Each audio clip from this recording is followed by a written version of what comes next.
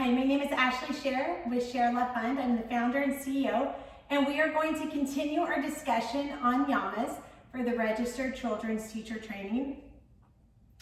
So the fourth YAMA is about not stealing. It says take and only use what is freely given to you, including physical possessions or not indulging in jealousy, and even trying to not take others' ideas and trying to have the feeling that what you have is enough. So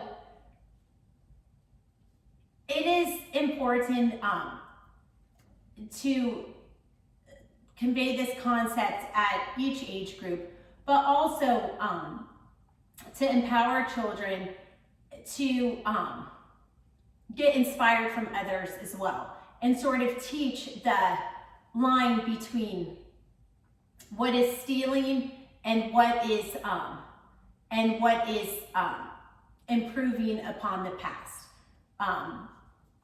So, for example, in the preschool age group, a lot of times you hear this child copied from that child, or they'll complain, you're copying my blocks. And so this is a time where we can introduce this concept of not stealing and sharing, and also the concept of taking turns. And I like in this age group to talk to the kids about widening the pie. Like, instead of us fighting over who's right or wrong here, is there a way everybody could be right? Is there a way we all could build block towers in our own way? And it's being inspired by others and not who's copying who. And then I also like to teach children in this age group, sometimes copying is the greatest form of flattery. So take it as a compliment and things like that. In the elementary school group, not stealing, I feel like, is maybe sometimes less common than middle school, but might happen. Children get backpacks, they're maybe a little less attended to, and sometimes there's lanyards or cool bracelets or things like that, and one child will steal another child's thing or jacket. And with this, I think that it's important to go to the root of the problem. Sometimes this desire to steal comes from a feeling of not being good enough, and the child may feel that, well, if I have such and such, then I'm good enough. And so the trick is to try to show the child through guidance that they are good enough, and that whatever short-term feeling that they have from stealing something, that's not really going to make them feel good in the long run.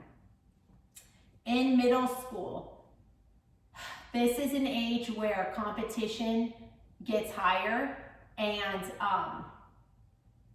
stealing sometimes happens because children are competitive with each other. Sometimes it's out of a desire to want something, or sometimes it's just out of a desire to take something away from someone else.